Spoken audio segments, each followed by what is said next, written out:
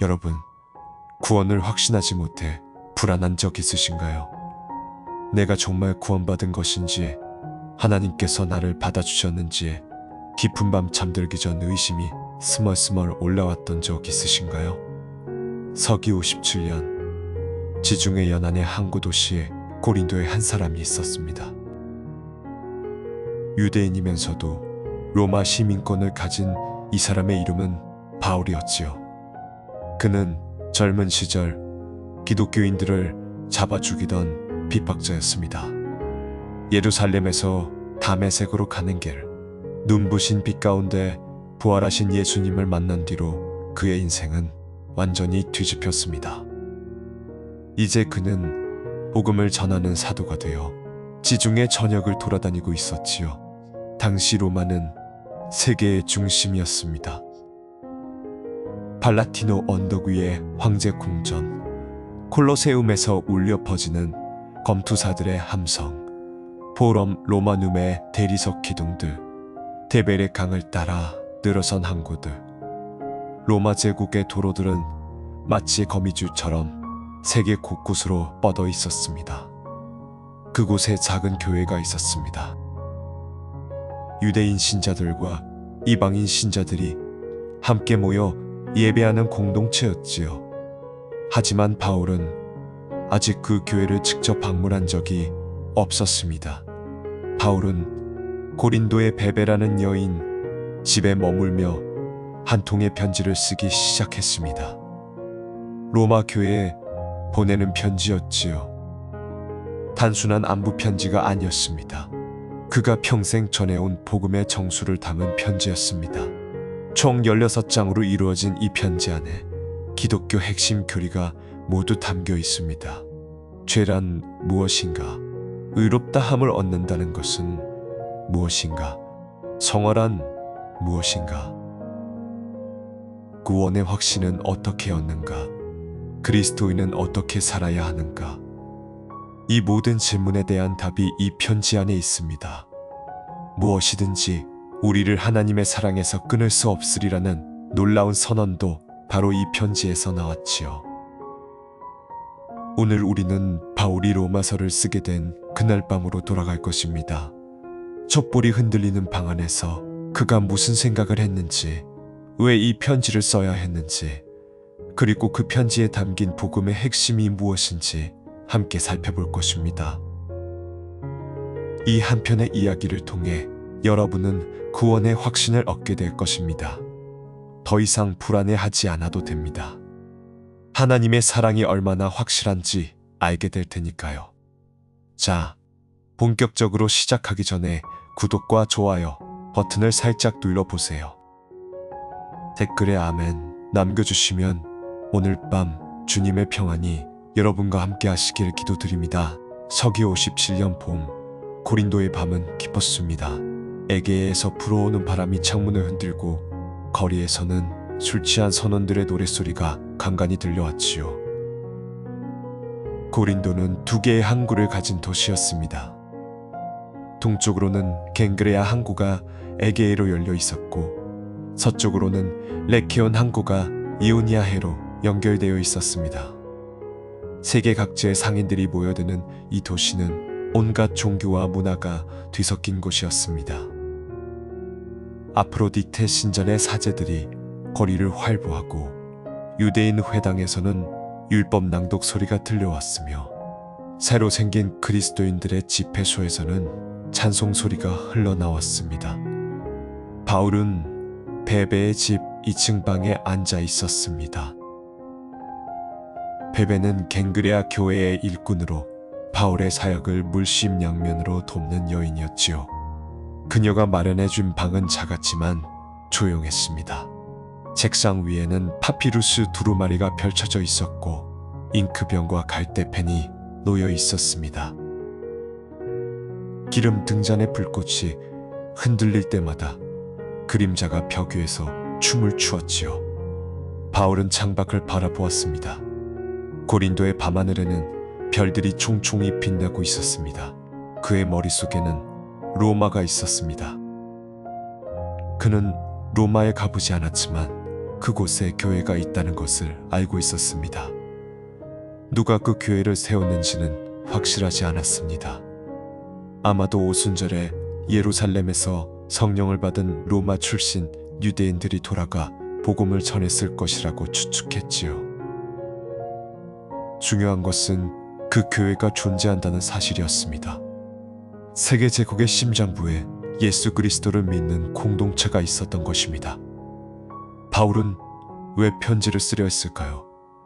그에게는 계획이 있었습니다. 그는 이미 소아시아와 그리스 지역에서 여러 교회를 세웠습니다. 이제 그의 눈은 서쪽을 향하고 있었습니다. 스페인까지 복음을 전하고 싶었지요. 그러려면 로마를 거쳐야 했습니다. 로마 교회의 지원이 필요했습니다. 하지만 그에게는 또 다른 이유가 있었습니다. 로마 교회에는 문제가 있었습니다. 유대인 출신 신자들과 이방인 출신 신자들 사이에 갈등이 있었던 것이지요. 클라우디우스 황제는 몇 년 전 로마에서 유대인들을 추방했었습니다. 그때 유대인 그리스도인들도 함께 쫓겨났지요. 그 사이 로마 교회는 이방인 그리스도인들만으로 유지되었습니다. 그런데 황제가 죽고 네로가 즉위하면서 추방령이 풀렸습니다. 유대인 그리스도인들이 다시 로마로 돌아왔지요. 문제는 그때 시작되었습니다. 돌아온 유대인 그리스도인들은 이방인 그리스도인들이 율법을 지키지 않는 것에 충격을 받았습니다. 반대로 이방인 그리스도인들은 유대인들의 율법 고집이 이해되지 않았지요. 바울은 이 갈등을 알고 있었습니다. 짐이고 그래서 편지를 쓰기로 결심했습니다. 단순히 자기 소개를 하거나 방문 계획을 알리는 편지가 아니었습니다. 복음이 무엇인지, 구원이 어떻게 이루어지는지, 유대인과 이방인이 어떤 관계에 있는지, 그리고 그리스도인이 어떻게 살아야 하는지를 체계적으로 설명하는 편지를 쓰려 했습니다. 그가 평생 전해온 복음의 모든 것을 담은 편지 말입니다. 바울은 갈대펜을 들었습니다. 잉크병에 펜끝을 적시고 파피루스 위에 첫 글자를 썼습니다. 손이 떨렸습니다. 이 편지가 얼마나 중요한지 그는 알고 있었습니다. 그의 생각이 로마를 넘어 온 세계로 퍼져나갈 것이었습니다. 물론 그때 바울은 이 편지가 2000년 뒤까지 읽힐 것이라고는 상상도 하지 못했겠지요. 펜이 파피루스 위를 미끄러지기 시작했습니다. 예수 그리스도의 종 바울, 사도로 부르심을 받고 하나님의 복음을 위하여 택정함을 입었노라. 그는 먼저 자기소개부터 시작했습니다. 하지만 그의 자기소개는 평범하지 않았습니다. 자신이 누구인지를 말하면서 동시에 복음이 무엇인지를 설명하기 시작했지요. 이 복음은 하나님이 선지자들을 통하여 거룩한 글 가운데 미리 약속하신 것이라. 그의 아들에 관한 것이니 육신으로는 다윗의 혈통에서 나셨고 성결의 영으로는 죽은 자들 가운데서 부활하사 능력으로 하나님의 아들로 선포되셨으니 곧 우리 주 예수 그리스도시니라. 방 안에는 펜이 파피루스를 긁는 소리만 들렸습니다. 바울의 눈에는 열정이 타오르고 있었습니다. 그는 로마 교회 성도들의 얼굴을 상상했습니다. 비록 만난 적은 없지만 그들의 믿음에 대해 들어왔습니다. 그들의 믿음이 온 세상에 전파되었다는 것을 알고 있었지요. 바울은 그들을 향한 감사와 그리움을 적었습니다. 나의 하나님께 감사합니다. 모든 사람 앞에서 너희 믿음이 전파됨이로다. 등잔에 기름이 천천히 타들어가고 있었습니다. 밤이 깊어갈수록 바울의 펜은 더욱 빨라졌습니다. 그의 마음속에는 할 말이 너무 많았습니다. 그는 로마에 가서 복음을 전하고 싶었습니다. 제국의 심장부에서 예수 그리스도를 선포하고 싶었습니다.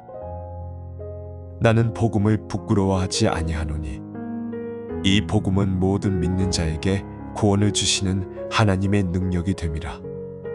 바울의 손에서 역사적인 선언이 쏟아져 나오고 있었습니다. 첫째는 유대인에게요, 또한 헬라인에게로다. 복음에는 하나님의 의의가 나타나서 믿음으로 믿음에 이르게 하나니 기록된 바 오직 의인은 믿음으로 말미암아 살리라 함과 같으니라. 바울은 파피루스를 새로 펼치며 깊은 한숨을 내쉬었습니다. 이제 그는 본론에 들어가야 했습니다. 복음을 설명하려면 먼저 인간의 상태를 설명해야 했습니다. 왜 구원이 필요한지, 왜 예수 그리스도가 오셔야 했는지 그 이유를 먼저 밝혀야 했지요. 그것은 죄에 관한 이야기였습니다. 바울은 이방인들부터 시작했습니다. 그의 펜이 단호하게 움직였습니다. 하나님의 진노가 불의로 진리를 막는 사람들의 모든 경건치 않음과 불의에 대하여 하늘로부터 나타나나니 이는 하나님을 알만한 것이 그들 안에 보임이라. 하나님께서 이를 그들에게 보이셨느니라. 창세로부터 그의 보이지 아니하는 것들 곧 그의 영원하신 능력과 신성이 그가 만드신 만물에 분명히 보여 알려졌나니 그러므로 그들이 핑계할 수 없느니라. 바울은 창밖을 바라보았습니다. 고린도의 밤하늘에는 여전히 별들이 빛나고 있었습니다. 그는 생각했습니다. 이 별들을 보면 누구나 창조주가 있다는 것을 알 수 있지 않은가. 해와 달, 산과 바다, 온갖 생명체들, 이 모든 것이 우연히 생겼다고 믿을 사람이 어디 있겠는가. 하나님은 자연을 통해 자신을 드러내셨습니다. 그런데도 사람들은 하나님을 경외하지 않았습니다. 오히려 피조물을 조물주보다 더 경배했지요. 바울의 펜이 계속 움직였습니다. 하나님을 알되 하나님을 영화롭게도 아니하며 감사하지도 아니하고 오히려 그 생각이 허망하여지며 미련한 마음이 어두워졌나니 스스로 지혜 있다 하나 어리석게 되어 썩어지지 아니하는 하나님의 영광을 썩어질 사람과 새와 짐승과 기어다니는 것들의 형상으로 바꾸었느니라. 그는 로마 거리의 신전들을 떠올렸습니다. 유피테르, 아폴로, 비너스, 마르스, 온갖 신들의 동상이 즐비한 그 도시를 사람들은 손으로 만든 우상 앞에 절했습니다. 눈이 있어도 보지 못하고 귀 있어도 듣지 못하며 입 있어도 말하지 못하는 돌과 나무 앞에서 말입니다. 그 결과가 어떻게 되었습니까? 바울은 적었습니다. 그러므로 하나님께서 그들을 마음의 정욕대로 더러움에 내버려 두사 그들의 몸을 서로 욕되게 하게 하셨으니 그는 고린도의 거리에서 본 것들을 떠올렸습니다. 음란과 탐욕, 시기와 살인, 분쟁과 거짓, 하나님을 떠난 인간의 모습은 참담했습니다. 바울은 긴 목록을 적어 내려갔습니다. 불의 추악, 탐욕, 악의로 가득 찬 자들, 시기, 살인, 분쟁, 사기, 악독이 가득한 자들, 수군수군하는 자, 비방하는 자, 하나님께서 미워하시는 자, 능욕하는 자, 교만한 자, 자랑하는 자, 악을 도모하는 자, 부모를 거역하는 자, 우매한 자, 해악하는 자. 바울은 펜을 멈추고 눈을 감았습니다. 그가 묘사한 것은 로마 제국의 현실이었습니다. 아니, 인류 전체의 현실이었지요. 그런데 여기서 문제가 생겼습니다. 유대인들은 이 말씀을 듣고 고개를 끄덕일 것이었습니다. 맞아, 이방인들은 저런 자들이지. 우리는 다르지. 우리에게는 율법이 있으니까. 바울은 그런 반응을 예상하고 있었습니다. 그래서 다음 부분에서 유대인들을 향해 펜을 돌렸습니다. 마음을 판단하는 사람아, 누구를 막론하고 네가 핑계하지 못할 것은 남을 판단하는 것으로 네가 자신을 정죄함이니 판단하는 네가 같은 일을 행함이니라. 바울의 어조는 단호했습니다. 유대인들이여, 너희가 이방인들을 판단하는가? 그러나 너희도 같은 죄를 짓고 있지 않은가? 율법을 가지고 있다고 자랑하지만 정작 그 율법을 지키고 있는가? 바울은 자신의 과거를 떠올렸습니다. 그도 한때 율법을 자랑하는 바리새인이었습니다. 8일 만에 할례를 받았고 베냐민 지파였으며 히브리인 중에 히브리인이었습니다.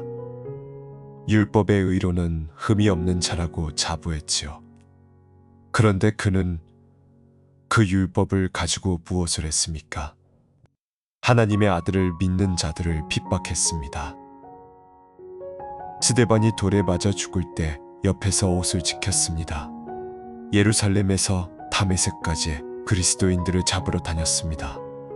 율법을 가지고 있었지만 하나님의 뜻을 전혀 알지 못했던 것입니다. 바울은 다시 펜을 들었습니다. 내가 율법 가운데서 영광을 누리는도다. 율법을 범함으로 하나님을 욕되게 하느냐? 기록된 바와 같이 하나님의 이름이 너희 때문에 이방인 중에서 모독을 받는도다. 그의 말은 날카로웠습니다. 유대인들은 율법을 가르치면서 정작 자신들은 지키지 않았습니다. 도둑질하지 말라 하면서 도둑질했고, 간음하지 말라 하면서 간음했으며, 우상을 미워한다 하면서 신전 물건을 도둑질했습니다. 그들의 위선은 하나님의 이름에 먹칠을 했습니다. 그렇다면 할례는 어떻습니까? 유대인들은 할례를 받았다는 사실을 자랑했습니다. 그것이 하나님의 백성이라는 표시라고 생각했지요. 바울은 그 자부심도 꺾어버렸습니다. 할례는 네가 율법을 행할 때에 유익하되 만일 율법을 범하면 네 할례가 무할례가 되느니라. 그러므로 무할례자가 율법의 규례를 지키면 그 무할례를 할례와 같이 여기지 아니하겠느냐. 바울의 논리는 분명했습니다. 외적인 표시가 중요한 것이 아니라 내적인 순종이 중요하다는 것이었습니다. 밤은 더욱 깊어갔습니다. 바울의 펜은 쉬지 않았습니다.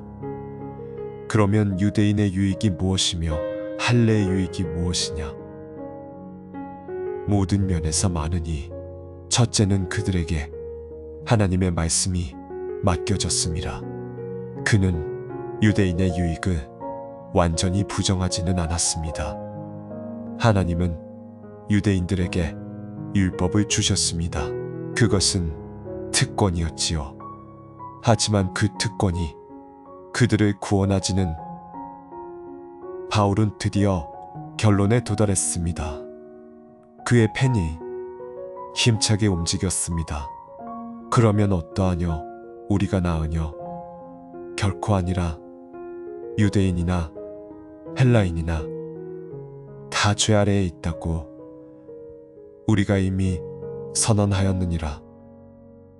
기록된 바 의인은 없나니 하나도 없으며 깨닫는 자도 없고 하나님을 찾는 자도 없고 다 치우쳐 함께 무익하게 되고 선을 행하는 자는 없나니 하나도 없도다. 이것이 인류의 진단서였습니다. 유대인이든 이방인이든 율법이 있든 없든 모든 사람이 죄 아래에 있었습니다. 의로운 사람은 단 한 명도 없었습니다. 바울은 성경 곳곳에서 증거를 끌어모았습니다. 시편, 잠언, 이사야, 모든 성경이 같은 진리를 증언하고 있었습니다. 인간은 스스로를 구원할 수 없다는 진리를. 바울은 파피루스에서 눈을 들었습니다. 창밖에서 새벽의 기운이 느껴졌습니다. 동쪽 하늘이 조금씩 밝아오고 있었지요. 그는 지금까지 쓴 것을 읽어보았습니다. 어둡고 절망적인 내용이었습니다. 모든 인간이 죄인이라니, 의로운 사람이 하나도 없다니, 이것은 희망 없는 선언처럼 들렸습니다. 하지만 바울은 미소를 지었습니다. 이것은 끝이 아니라 시작이었습니다. 절망 뒤에 희망이 있었습니다. 죄의 선언 뒤에 은혜의 선언이 있었습니다. 이제 그는 복음의 핵심을 쓸 차례였습니다. 새벽빛이 방 안으로 스며들기 시작했습니다. 바울은 새 파피루스를 펼치며 잠시 기도했습니다. 그가 이제 쓰려는 내용은 복음의 심장이었습니다. 죄인인 인간이 어떻게 의롭다 함을 얻을 수 있는가? 이것이 모든 것의 핵심이었지요. 바울의 펜이 다시 움직이기 시작했습니다. 이제는 율법 외에 하나님의 한 의가 나타났으니 율법과 선지자들에게 증거를 받은 것이다. 곧 예수 그리스도를 믿음으로 말미암아 모든 믿는 자에게 미치는 하나님의 의니 차별이 없느니라. 그의 손이 잠시 멈췄습니다. 차별이 없느니라. 이 말이 얼마나 혁명적인지 그는 알고 있었습니다. 유대인이든 이방인이든 남자든 여자든 종이든 자유인이든 모든 사람에게 같은 구원의 길이 열려 있다는 선언이었습니다. 바울은 계속 써 내려갔습니다.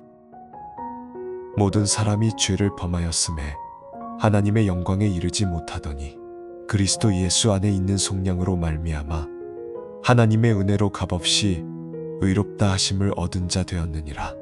그는 잠시 생각에 잠겼습니다. 속량이라는 단어를 로마 사람들이 이해할 수 있을까? 당시 로마 제국에는 수많은 노예들이 있었습니다. 노예가 자유를 얻으려면 누군가 값을 치러야 했지요. 주인에게 돈을 주고 노예를 사서 풀어주는 것, 그것이 속량이었습니다. 바울은 그 익숙한 개념을 영적 진리에 적응했습니다. 인류는 죄의 노예였습니다. 스스로 그 멍에를 벗을 수 없었지요. 그런데 예수 그리스도께서 값을 치르셨습니다. 십자가에서 피를 흘리심으로 인류를 사셨습니다. 그래서 이제 믿는 자는 자유를 얻게 된 것입니다. 바울은 더 깊이 들어갔습니다. 이 예수를 하나님이 그의 피로 인하여 믿음으로 말미암는 화목 제물로 세우셨으니 이는 하나님께서 길이 참으시는 중에 전에 지은 죄를 간구하심으로 자기의 의로우심을 나타내려 하심이니 화목 제물이라 이 단어에는 깊은 의미가 담겨 있었습니다. 구약 성경에서 화목 제물은 하나님과 사람 사이의 관계를 회복시키는 제사였습니다. 죄로 인해 깨어진 관계가 제물의 피로 인해 회복되었지요. 예수님은 바로 그 화목 제물이 되셨습니다. 그분의 피가 하나님과 인간 사이의 담을 허물었습니다. 바울은 핵심 질문을 던졌습니다. 그런즉 자랑할 때가 어디냐? 있을 수가 없느니라. 무슨 법으로냐? 행위로냐? 아니라 오직 믿음의 법으로니라. 그러므로 사람이 의롭다 하심을 얻는 것은 율법의 행위에 있지 않고 믿음으로 되는 줄 우리가 인정하노라. 이것이 복음의 핵심이었습니다. 구원은 행위로 얻는 것이 아니라 믿음으로 얻는 것입니다. 아무리 율법을 열심히 지켜도 의롭다 함을 얻을 수 없습니다. 오직 예수 그리스도를 믿을 때만 의롭다 함을 얻습니다. 바울은 이 진리를 증명하기 위해 아브라함의 이야기를 끌어왔습니다. 그러면 육신으로 우리 조상인 아브라함이 무엇을 얻었다 하리요? 만일 아브라함이 행위로서 의롭다 하심을 받았으면 자랑할 것이 있으려니와 하나님 앞에서는 없느니라. 성경이 무엇이라 하느냐? 아브라함이 하나님을 믿음에 그것이 그에게 의로 여겨진 바 되었느니라. 바울은 아브라함의 이야기를 떠올렸습니다. 갈대아 우르에서 하나님의 부르심을 받은 그 노인을. 하나님은 아브라함에게 자손이 하늘의 별처럼 바다의 모래처럼 많아질 것이라고 약속하셨습니다. 그때 아브라함은 이미 나이가 많았고 아내 사라도 늙었습니다. 상식적으로는 불가능한 약속이었지요. 그런데 아브라함은 믿었습니다. 하나님의 말씀을 믿었습니다. 그리고 바로 그 믿음이 의로 여겨졌습니다. 바울은 중요한 점을 지적했습니다. 이 일은 아브라함이 할례를 받기 전에 일어났습니다. 아브라함은 언제 의롭다 함을 받았느냐? 할례를 받은 후냐? 아니라 할례를 받기 전이라. 그러므로 그가 할례의 표를 받은 것은 할례를 받지 아니하고 믿음으로 된 의의 인친이니 이는 무할례자로서 믿는 모든 자의 주상이 되게 하려 하심이니라. 이것은 유대인들에게 충격적인 말이었습니다. 그들은 할례가 구원의 조건이라고 생각했습니다. 하지만 아브라함은 할례 없이도 의롭다 함을 받았습니다. 믿음만으로 말입니다. 바울은 아브라함의 믿음을 더 자세히 묘사했습니다. 아브라함이 100세나 되어 자기 몸이 죽은 것 같고 사라의 태가 죽은 것 같음을 알고도 믿음이 약하여지지 아니하고 하나님의 약속을 의심하여 믿지 아니하지 아니하고 믿음에 견고하여져서 하나님께 영광을 돌리며 그의 약속하신 바를 능히 이루실 줄을 확신하였으니 그러므로 이것이 그에게 의로 여겨졌느니라. 아브라함의 믿음은 단순한 정신적 동의가 아니었습니다. 그것은 불가능해 보이는 상황에서도 하나님을 신뢰하는 것이었습니다. 육체적으로 불가능한 상황에서도 하나님의 약속을 붙잡는 것이었습니다. 바울은 그 믿음이 오늘날 우리에게도 적용된다고 썼습니다. 의로 여기심을 받을 우리도 되리니 곧 예수 우리 주를 죽은 자 가운데서 살리신 이를 믿는 자니라. 예수는 우리의 범죄함을 위하여 내줌이 되고 우리가 의롭다 하심을 얻기 위하여 살아나셨느니라. 바울은 잠시 펜을 내려놓았습니다. 칭의 믿음으로 의롭다 함을 얻는다는 이 교리가 얼마나 중요한지 그는 알고 있었습니다. 이것은 기독교의 기초였습니다. 이것을 이해하지 못하면 복음을 이해하지 못하는 것이었습니다. 구원은 우리의 노력으로 얻는 것이 아닙니다. 하나님께서 은혜로 주시는 선물입니다. 우리는 그것을 믿음으로 받기만 하면 됩니다. 바울은 다시 펜을 들었습니다. 이제 칭의의 결과를 설명해야 했습니다. 그러므로 우리가 믿음으로 의롭다 하심을 받았으니 우리 주 예수 그리스도로 말미암아 하나님과 화평을 누리자. 또한 그로 말미암아 우리가 믿음으로 서 있는 이 은혜에 들어감을 얻었으며 하나님의 영광을 바라고 즐거워하느니라. 이롭다 함을 받으면 하나님과 화평을 누리게 됩니다.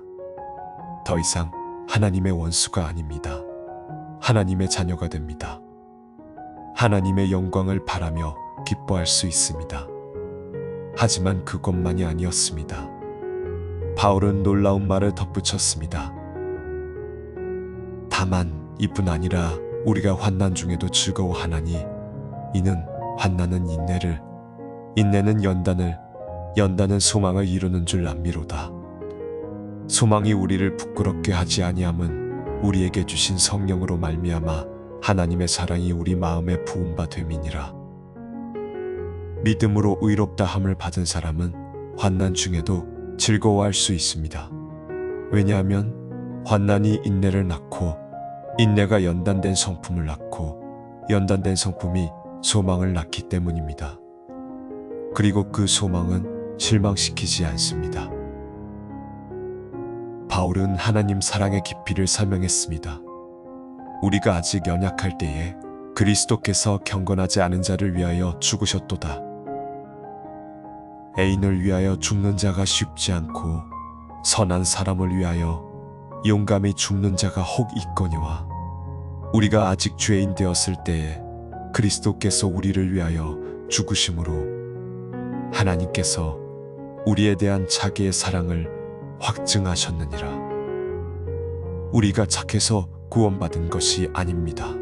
우리가 아직 죄인이었을 때 그리스도께서 우리를 위해 죽으셨습니다. 그것이 하나님 사랑의 증거였습니다. 햇빛이 방 안을 가득 채웠습니다. 새가 지저귀는 소리가 들려왔습니다. 바울은 밤새 쓴 파피루스들을 정리하며 잠시 생각에 잠겼습니다. 지금까지 그는 모든 인간이 죄인이라는 것, 그리고 믿음으로 의롭다함을 얻을 수 있다는 것을 설명했습니다. 하지만 여기서 질문이 생깁니다. 의롭다함을 얻은 후에는 어떻게 살아야 할까요? 믿음으로 구원받았으니 마음대로 살아도 될까요? 바울은 이 질문을 예상하고 있었습니다. 그러면 무슨 말을 하리요? 은혜를 더하게 하려고 죄에 거하겠느냐? 그럴 수 없느니라.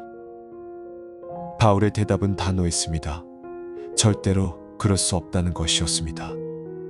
믿음으로 구원받았다고 해서 죄 속에 계속 살아도 된다는 뜻이 아니었습니다.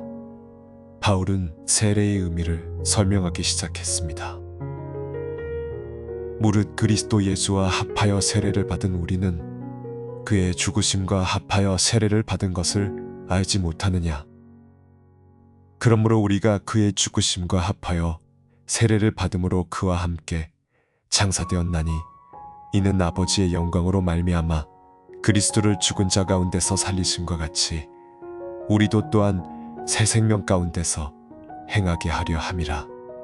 세례는 단순한 의식이 아니었습니다. 그것은 그리스도와 함께 죽고 함께 살아나는 것을 상징했습니다. 물에 잠기는 것은 옛 자아가 죽는 것을 의미하고 물에서 나오는 것은 새 사람으로 태어나는 것을 의미했지요. 바울은 계속 설명했습니다. 만일 우리가 그의 죽으심과 같은 모양으로 연합되었으면 또한 그의 부활과 같은 모양으로 연합되리라. 우리가 알거니와 우리의 옛사람이 예수와 함께 십자가에 못 박힌 것은 죄의 몸이 죽어 다시는 우리가 죄에게 종노릇하지 아니하려 함이니 이는 죽은 자가 죄에서 벗어나 의롭다 하심을 얻었음이라. 그리스도인의 옛 자아는 십자가에서 죽었습니다. 죄의 종이었던 그 사람은 더 이상 존재하지 않습니다. 이제 우리는 새 사람입니다. 죄에게 종노릇할 필요가 없습니다. 바울은 실천적인 권면을 시작했습니다. 이와 같이 너희도 너희 자신을 죄에 대하여는 죽은 자요 그리스도 예수 안에서 하나님께 대하여는 살아있는 자로 여길지어다. 그러므로 너희 죽을 몸의 죄가 왕노릇하지 못하게 하여 몸의 사욕에 순종하지 말고 또한 너희 지체를 불의의 무기로 죄에게 드리지 말고 오직 너희 자신을 죽은 자 가운데서 다시 살아난 자 같이 하나님께 드리며 너희 지체를 의의 무기로 하나님께 드리라. 바울은 두 가지 신분을 태조했습니다. 죄의 종과 의의 종. 그의 펜이 빠르게 움직였습니다. 너희가 그 순종하는 자의 종이 되는 줄을 알지 못하느냐?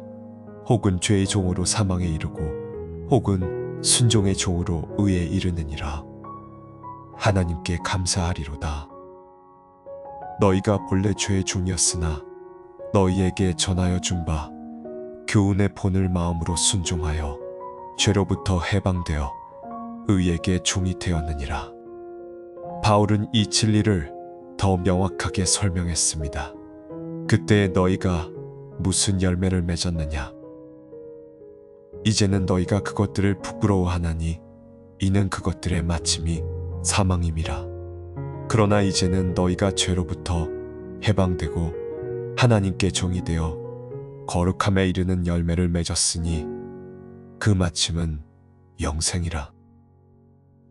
죄의 빛은 사망이요 하나님의 은사는 그리스도 예수 우리 주 안에 있는 영생이니라.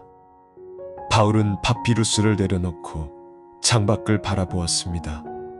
고린도의 아침거리에는 사람들이 오가기 시작했습니다. 상인들이 가게 문을 열고 노예들이 물을 길러 다녔습니다. 바울은 그 사람들 중 얼마나 많은 이들이 죄의 종 노릇을 하고 있는지 생각했습니다. 그들은 자유롭다고 생각하지만 사실은 죄의 노예였습니다. 탐욕, 정욕, 분노, 시기. 보이지 않는 사슬이 그들을 묶고 있었지요. 하지만 바울 자신도 고백할 것이 있었습니다. 그도 완전하지 않았습니다. 의롭다 함을 받은 후에도 여전히 죄와 씨름하고 있었습니다. 그는 정직하게 자신의 내면을 드러내기로 했습니다. 내가 원하는 바서는 행하지 아니하고 도리어 원하지 아니하는 바 악을 행하는도다. 만일 내가 원하지 아니하는 것을 하면 이것을 행하는 자는 내가 아니요 내 속에 거하는 죄니라. 바울의 고백은 계속되었습니다. 내 속사람으로는 하나님의 법을 즐거워하되 내 지체 속에서 다른 법이 내 마음의 법과 싸워 내 지체 속에 있는 죄의 법으로 나를 사로잡는 것을 보는도다. 오라, 나는 고운고한 사람이로다. 이 사망의 몸에서 누가 나를 건져내랴. 이것은 솔직한 고백이었습니다. 위대한 사도 바울도 내면에서 전쟁을 경험하고 있었습니다. 선을 원하면서도 악을 행하는 자신을 발견했습니다. 마음으로는 하나님의 법을 기뻐하면서도 육신으로는 죄의 법에 끌려가는 자신을 보았습니다. 하지만 바울은 절망에서 끝나지 않았습니다. 그의 펜이 희망을 향해 달려갔습니다. 우리 주 예수 그리스도로 말미암아 하나님께 감사하리로다. 그러므로 이제 그리스도 예수 안에 있는 자에게는 결코 정죄함이 없나니 이는 그리스도 예수 안에 있는 생명의 성령의 법이 죄와 사망의 법에서 너를 해방하였음이라. 바울은 성령의 역할을 설명하기 시작했습니다. 육신을 따르는 자는 육신의 일을, 영을 따르는 자는 영의 일을 생각하나니 육신의 생각은 사망이요 영의 생각은 생명과 평안이니라. 육신의 생각은 하나님과 원수가 되나니 이는 하나님의 법에 굴복하지 아니할 뿐 아니라 할 수도 없음이라. 육신에 있는 자들은 하나님을 기쁘시게 할 수 없느니라. 그러나 희망이 있었습니다. 만일 너희 속에 하나님의 영이 거하시면 너희가 육신에 있지 아니하고 영에 있나니 누구든지 그리스도의 영이 없으면 그리스도의 사람이 아니라. 또 그리스도께서 너희 안에 계시면 몸은 죄로 말미암아 죽은 것이나 영은 의로 말미암아 살아있는 것이니라. 예수를 죽은 자 가운데서 살리신 이의 영이 너희 안에 거하시면 그리스도 예수를 죽은 자 가운데서 살리신 이가 너희 안에 거하시는 그의 영으로 말미암아 너희 죽을 몸도 살리시리라. 바울의 펜이 힘차게 움직였습니다. 성화의 비밀이 그리스도인은 자기 힘으로 거룩해지는 것이 아니었습니다. 성령께서 내주하심으로 변화가 일어나는 것이었습니다. 성령께서 우리 안에 계시면 우리는 더 이상 육신에 따라 살지 않습니다. 영에 따라 삽니다. 그것이 성화의 비밀이었습니다. 바울은 놀라운 선언을 이어갔습니다. 무릇 하나님의 영으로 인도함을 받는 사람은 곧 하나님의 아들이라. 너희는 다시 무서워하는 종의 영을 받지 아니하고 양자의 영을 받았으므로 우리가 아빠 아버지라고 부르짖느니라. 성령이 친히 우리의 영과 더불어 우리가 하나님의 자녀인 것을 증언하시나니 자녀이면 또한 상속자 곧 하나님의 상속자요 그리스도와 함께한 상속자니 우리가 그와 함께 영광을 받기 위하여 고난도 함께 받아야 할 것이니라. 바울은 잠시 펜을 멈추고 이 진리를 음미했습니다.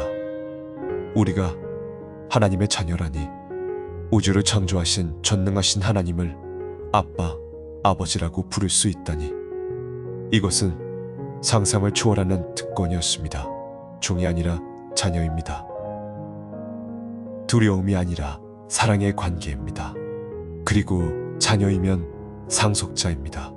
그리스도와 함께 영광을 물려받을 것입니다. 바울은 현재의 고난과 미래의 영광을 대비시켰습니다. 생각하건대 현재의 고난은 장차 우리에게 나타날 영광과 비교할 수 없도다. 피조물이 고대하는 바는 하나님의 아들들이 나타나는 것이니 피조물이 허무한데 굴복하는 것은 자기 뜻이 아니요 오직 굴복하게 하시는 이로 말미암음이라. 그 바라는 것은 피조물도 썩어짐의 종노릇한 데서 해방되어 하나님의 자녀들의 영광의 자유에 이르는 것이니라. 바울의 시선은 창조 전체로 확대되었습니다. 피조물 전체가 신음하고 있었습니다. 죄로 인해 타락한 세상은 고통 중에 있었습니다. 하지만 소망이 있었습니다. 언젠가 하나님의 자녀들이 영광 중에 나타날 때 피조물도 함께 해방될 것이었습니다. 새 하늘과 새 땅이 올 것이었습니다. 바울은 성령의 또 다른 사역을 설명했습니다. 이와 같이 성령도 우리의 연약함을 도우시나니 우리는 마땅히 기도할 바를 알지 못하나 오직 성령이 말할 수 없는 탄식으로 우리를 위하여 친히 간구하시느니라. 마음을 살피시는 이가 성령의 생각을 아시나니 이는 성령이 하나님의 뜻대로 성도를 위하여 간구하심이니라. 우리는 어떻게 기도해야 할지 모를 때가 많습니다. 무슨 말을 해야 할지 모를 때가 있지요. 그럴 때 성령께서 우리를 대신하여 기도해 주십니다. 말로 표현할 수 없는 깊은 탄식으로 간구하십니다. 하나님은 그 성령의 생각을 아십니다. 그래서 우리의 연약한 기도도 하나님께 온전히 전달됩니다. 바울은 드디어 로마서 8장의 절정에 도달했습니다. 그의 펜에 힘이 들어갔습니다. 우리가 알거니와 하나님을 사랑하는 자, 곧 그의 뜻대로 부르심을 입은 자들에게는 모든 것이 합력하여 선을 이루느니라. 하나님이 미리 아신 자들을 또한 그 아들의 형상을 본받게 하기 위하여 미리 정하셨으니 이는 그로 많은 형제 중에서 맏아들이 되게 하려 하심이니라. 또 미리 정하신 그들을 또한 부르시고 부르신 그들을 또한 의롭다 하시고 의롭다 하신 그들을 또한 영화롭게 하셨느니라. 이것은 구원의 황금 사슬이었습니다. 예지, 예정, 소명, 칭해, 영화. 하나님의 구원 계획이 처음부터 끝까지 연결되어 있었습니다. 하나님이 미리 아신 자들은 반드시 영광에 이릅니다. 그 사이에 어떤 고난이 있어도 마지막 결과는 확실합니다. 이것이 구원의 확신의 근거였습니다. 바울의 심장이 뜨거워지고 있었습니다. 지금까지 논리적으로 설명해온 내용이 이제 감정의 폭발로 이어지려 하고 있었지요. 그의 펜이 파피루스 위를 날듯이 움직였습니다. 그런즉 이 일에 대하여 우리가 무슨 말 하리요? 만일 하나님이 우리를 위하시면 누가 우리를 대적하리요? 자기 아들을 아끼지 아니하시고 우리 모든 사람을 위하여 내주신 이가 어찌 그 아들과 함께 모든 것을 우리에게 주시지 아니하겠느냐? 바울은 도전적인 질문들을 던지기 시작했습니다. 누가 능히 하나님께서 택하신 자들을 고발하리요? 이롭다 하신 이는 하나님이시니 누가 정죄하리요? 죽으실 뿐 아니라 다시 살아나신 이는 그리스도 예수시니 그는 하나님 우편에 계신 자요 우리를 위하여 간구하시는 자신이라. 그의 목소리에는 확신이 넘쳐 흘렀습니다. 하나님께서 의롭다 하셨는데 누가 정죄할 수 있겠습니까? 예수님께서 우편에서 간구하시는데 누가 우리를 고발할 수 있겠습니까? 바울의 펜이 더욱 빨라졌습니다. 누가 우리를 그리스도의 사랑에서 끊으리요? 환난이냐, 곤고냐, 박해냐, 기근이냐, 적신이냐, 위험이냐, 칼이냐. 그는 그리스도인들이 겪는 온갖 고난을 나열했습니다.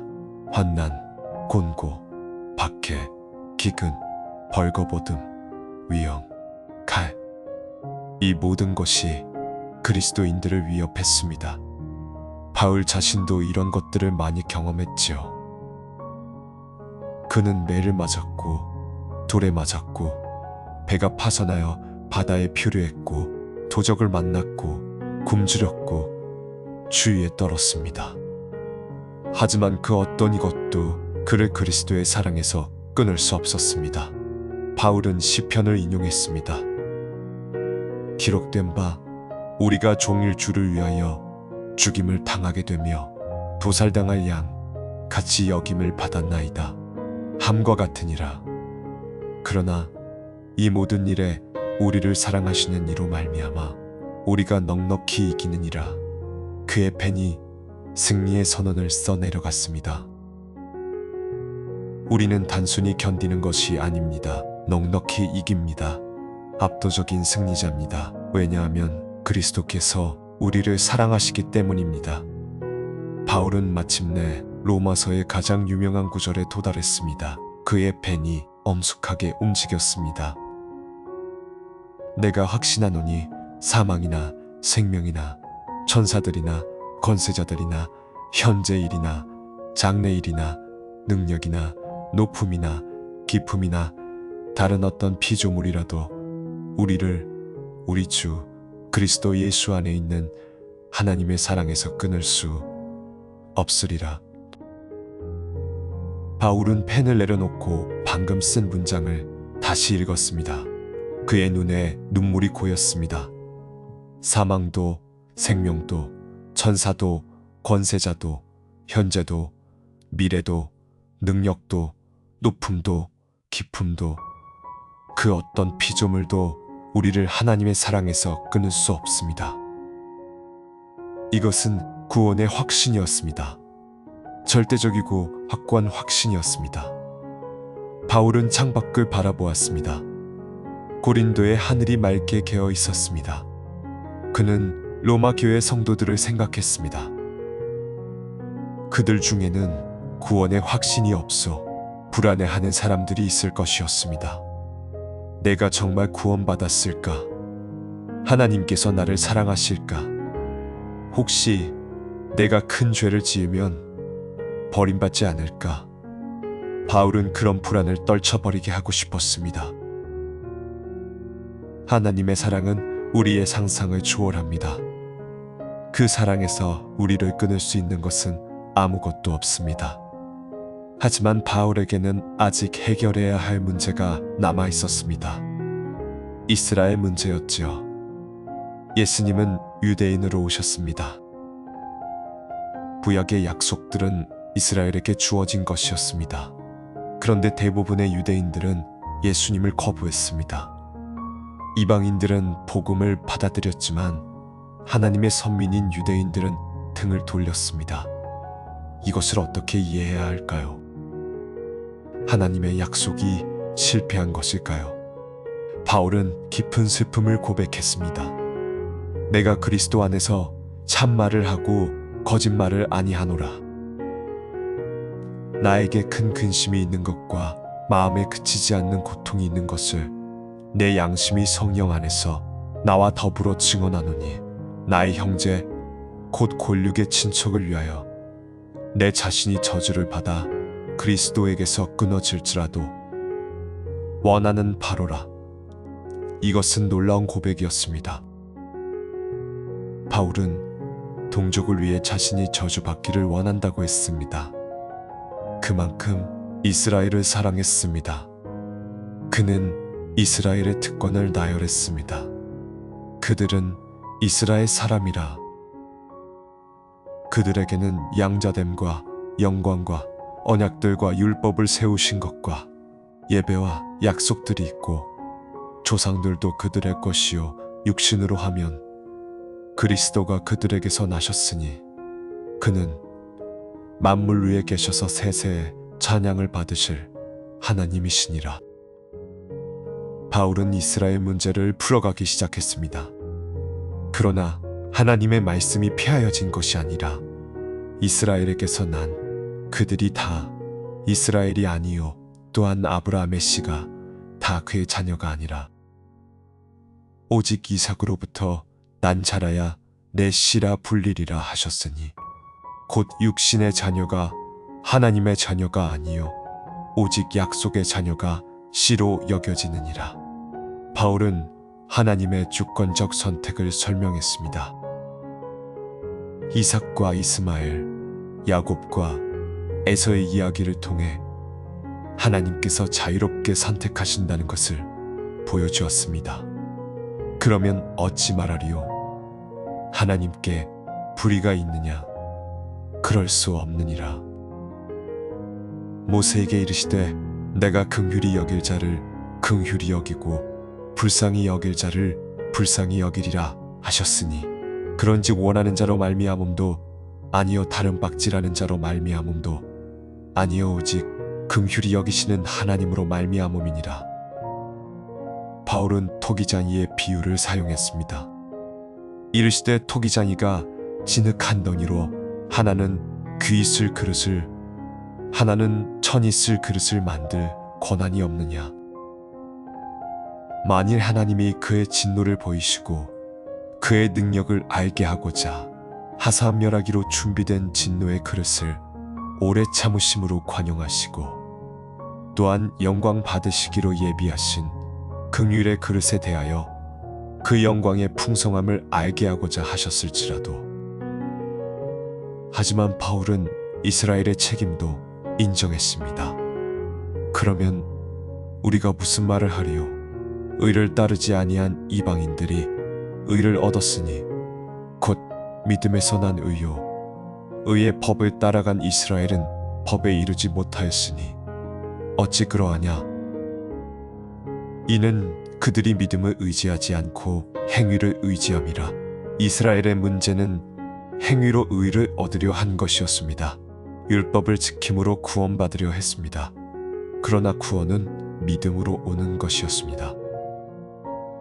이방인들은 믿음으로 의를 얻었지만 이스라엘은 믿음을 거부함으로 걸려 넘어졌습니다. 바울은 이스라엘을 위한 기도를 고백했습니다. 형제들아, 내 마음에 원하는 바와 하나님께 구하는 바는 이스라엘을 위함이니 곧 그들로 구원을 받게 함이라. 내가 증언하노니 그들이 하나님께 열심히 있으나 올바른 지식을 따른 것이 아니니라. 하나님의 의를 모르고 자기 의를 세우려고 힘써 하나님의 의에 복종하지 아니하였느니라. 바울은 복음의 단순함을 선언했습니다. 그리스도는 모든 믿는 자에게 의를 이루기 위하여 율법의 마침이 되시니라. 네가 만일 내 입으로 예수를 주로 시인하며 또 하나님께서 그를 죽은 자 가운데서 살리신 것을 네 마음에 믿으면 구원을 받으리라. 사람이 마음으로 믿어 의에 이르고 입으로 시인하여 구원에 이르느니라. 이것이 복음이었습니다. 복잡한 율법의 행위가 아니었습니다. 마음으로 믿고 입으로 시인하는 것이었습니다. 바울은 다시 한번 유대인과 이방인의 구별이 없음을 강조했습니다. 유대인이나 헬라인이나 차별이 없음이라. 한 분이신 주께서 모든 사람의 주가 되사 그를 부르는 모든 사람에게 부여하시도다. 누구든지 주의 이름을 부르는 자는 구원을 받으리라. 바울은 새로운 파피루스를 펼쳤습니다. 그는 이스라엘의 미래에 대한 소망을 품고 있었습니다. 비록 지금은 대부분의 유대인들이 복음을 거부하고 있지만 하나님은 그들을 완전히 버리지 않으셨습니다. 그러므로 내가 말하노니 하나님이 자기 백성을 버리셨느냐? 그럴 수 없느니라. 나도 이스라엘인이여 아브라함의 씨에서 났으며 베냐민 지파라. 하나님이 그 미리 아신 자기 백성을 버리지 아니하셨나니. 바울은 자신을 예로 들었습니다. 그도 유대인이었고 하나님의 은혜로 구원받았습니다. 그처럼 남은 자가 있었습니다. 바울은 엘리야 시대를 언급했습니다. 너희가 성경이 엘리야를 가리켜 말한 것을 알지 못하느냐? 그가 이스라엘을 고발하여 하나님께 아뢰되 주여, 그들이 주의 선지자들을 죽이며 주의 제단들을 헐어버리고 나만 남았는데 내 목숨도 찾나이다 하니 그에게 하신 대답이 무엇이냐? 이르시되 바알에게 무릎을 꿇지 아니한 자 7,000명을 내게 남겨두었다 하셨으니, 엘리야는 자신만 남았다고 생각했지만 하나님은 7,000명을 남겨두셨습니다. 지금도 마찬가지였습니다. 그런즉 이와 같이 지금도 은혜로 택하심을 따라 남은 자가 있느니라. 바울은 올리브나무의 비유를 사용했습니다. 어떤 가지들이 꺾여졌으나 야생 올리브 인디가 그들 사이에 접붙여 참 올리브나무 뿌리의 진액을 함께 받게 되었은즉, 너는 가지들을 향하여 자랑하지 말라. 자랑할지라도 네가 뿌리를 붙들어 주는 것이 아니요 뿌리가 너를 붙들어 주는 것이니라. 이것은 이방인 그리스도인들을 향한 경고였습니다. 그들이 하나님의 은혜로 접붙여졌다고 해서 교만해서는 안 됩니다. 뿌리가 그들을 지탱하는 것이지 그들이 뿌리를 지탱하는 것이 아닙니다. 바울은 이스라엘의 최종적 회복을 예언했습니다. 형제들아, 너희가 스스로 지혜 있다 하면서 이 신비를 너희가 모르기를 내가 원하지 아니하노니, 이 신비는 이방인의 충만한 수가 들어오기까지 이스라엘의 덜어는 오둔하게 된 것이라. 그리하여 온 이스라엘이 구원을 받으리라. 기록된 바, 구원자가 시온에서 오사 야곱에게서 경건하지 않은 것을 돌이키시겠고, 바울은 하나님의 신비로운 계획을 드러냈습니다. 이방인의 충만한 수가 채워진 후에 온 이스라엘이 구원받을 것이었습니다. 하나님은 이스라엘을 버리지 않으셨습니다. 바울은 하나님의 지혜를 찬양했습니다. 깊도다 하나님의 지혜와 지식의 풍성함이요, 그의 판단은 헤아리지 못할 것이며 그의 길은 찾지 못할 것이로다. 누가 주의 마음을 알았느냐? 누가 그의 모사가 되었느냐? 누가 주께 먼저 드려서 갚으심을 받겠느냐? 이는 만물이 주에게서 나오고 주로 말미암고 주에게로 돌아감이라. 영광이 그에게 세세에 있으리로다. 아멘. 이제 바울은 실천적인 가르침으로 넘어갔습니다. 복음의 교리를 설명한 후에 그리스도인의 삶을 가르쳐야 했습니다. 그러므로 형제들아, 내가 하나님의 모든 자비하심으로 너희를 권하노니 너희 몸을 하나님이 기뻐하시는 거룩한 산채물로 드리라. 이는 너희가 드릴 영적 예배니라. 너희는 이 세대를 본받지 말고 오직 마음을 새롭게 함으로 변화를 받아 하나님의 선하시고 기뻐하시고 온전하신 뜻이 무엇인지 분별하도록 하라. 바울은 겸손에 대해 가르쳤습니다. 내게 주신 은혜로 말미암아 너희 각 사람에게 말하노니, 마땅히 생각할 그 이상의 생각을 품지 말고 오직 하나님께서 각 사람에게 나누어 주신 믿음의 분량대로 지혜롭게 생각하라. 우리가 한 몸에 많은 지체를 가졌으나 모든 지체가 같은 기능을 가진 것이 아니니, 이와 같이 우리 많은 사람이 그리스도 안에서 한 몸이 되어 서로 지체가 되었느니라. 바울은 은사의 사용에 대해 설명했습니다. 우리에게 주신 은혜대로 받은 은사가 각각 다르니, 혹 예언이면 믿음의 분수대로, 혹 섬기는 일이면 섬기는 일로, 혹 가르치는 자면 가르치는 일로, 혹 위로하는 자면 위로하는 일로, 구제하는 자는 성실함으로, 다스리는 자는 부지런함으로, 긍휼을 베푸는 자는 즐거움으로 할 것이니라. 바울은 사랑에 대해 가르쳤습니다. 사랑에는 거짓이 없나니 악을 미워하고 선에 속하라. 형제를 사랑하여 서로 우애하고 존경하기를 서로 먼저 하며 부지런하여 게으르지 말고 열심을 품고 주를 섬기라. 소망 중에 즐거워하며 환난 중에 참으며 기도에 항상 힘쓰라. 성도들의 쓸 것을 공급하며 손 대접하기를 힘쓰라. 바울은 원수 사랑에 대해 가르쳤습니다. 너희를 박해하는 자를 축복하라. 축복하고 저주하지 말라. 즐거워하는 자들과 함께 즐거워하고 우는 자들과 함께 울라. 서로 마음을 같이하며 높은 데 마음을 두지 말고 도리어 낮은 데 처하며 스스로 지혜 있는 채 하지 말라. 아무에게도 악으로 악을 갚지 말고 모든 사람 앞에서 선한 일을 도모하라. 바울의 펜이 힘차게 움직였습니다. 할 수 있거든 너희로서는 모든 사람과 더불어 화목하라. 내 사랑하는 자들아, 너희가 친히 원수를 갚지 말고 하나님의 진노하심에 맡기라. 기록되었으되 원수 갚는 것이 내게 있으니 내가 갚으리라고 주께서 말씀하시니라. 내 원수가 줄이거든 먹이고 목마르거든 마시게 하라. 그리함으로 네가 숯불을 그 머리에 쌓아 놓으리라. 악에게 지지 말고 선으로 악을 이기라. 바울은 정부에 대한 순종을 가르쳤습니다. 각 사람은 위에 있는 권세들에게 복종하라.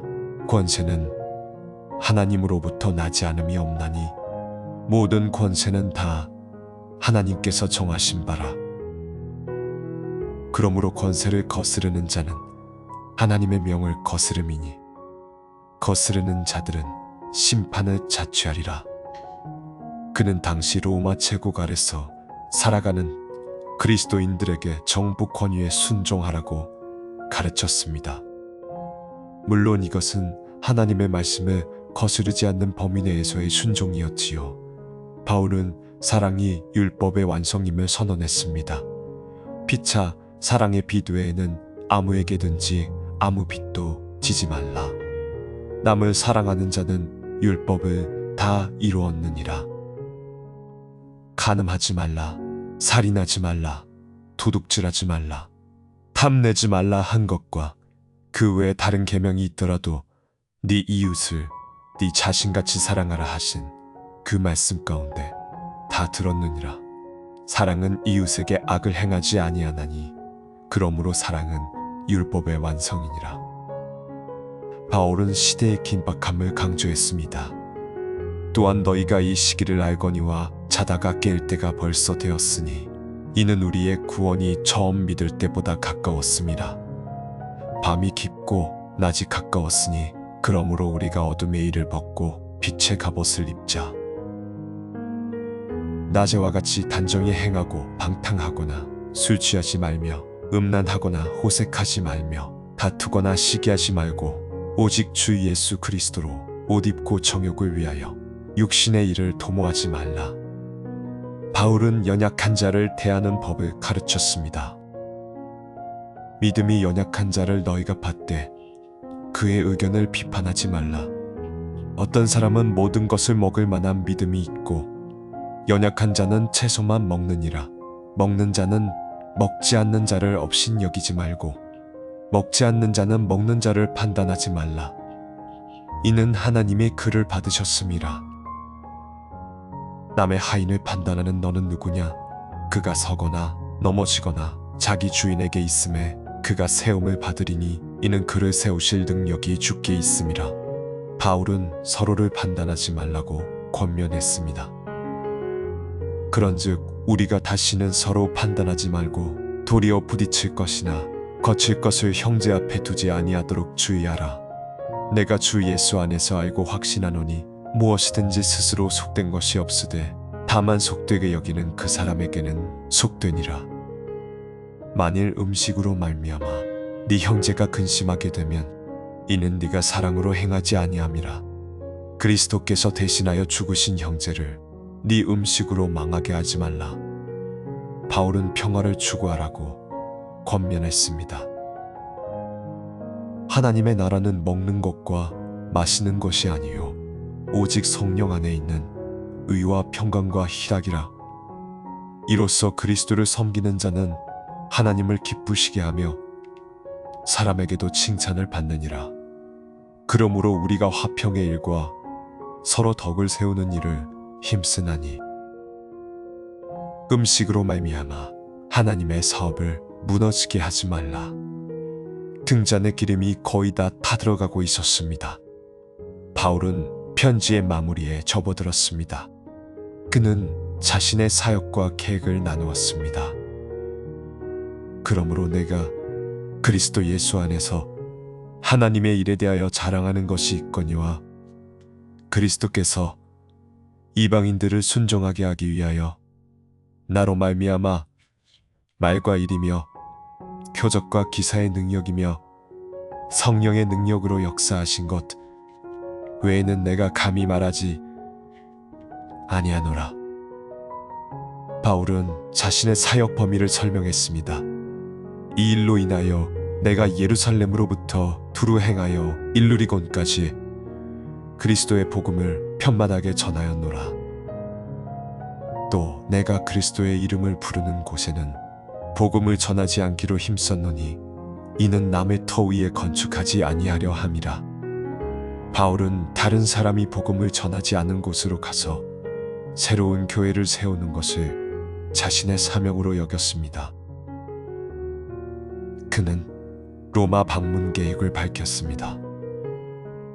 그러므로 내가 여러 번 너희에게 가려 하던 것이 막히었더니 이제는 이 지방에 일할 곳이 없고 또 여러 해 전부터 너희에게 가기를 원하였으니 스페인에 갈 때에 너희에게 가서 보고 먼저 얼마쯤 너희와 즐기다가 너희의 전송을 받아 그리로 가기를 바라노라. 바울은 예루살렘으로 먼저 가야 할 이유를 설명했습니다. 그러나 이제는 내가 성도를 섬기는 일로 예루살렘에 가노니 이는 마게도냐와 아가야 사람들이 예루살렘에 있는 가난한 성도들을 위하여 기꺼이 얼마를 연보하였음이라. 그들이 기뻐서 하였거니와 또한 그들에게 당연히 갚을 빚이 있나니 만일 이방인들이 그들의 영적인 것을 나눠 가졌으면 육적인 것으로 그들을 섬기는 것이 마땅하니라. 바울은 기도를 부탁했습니다.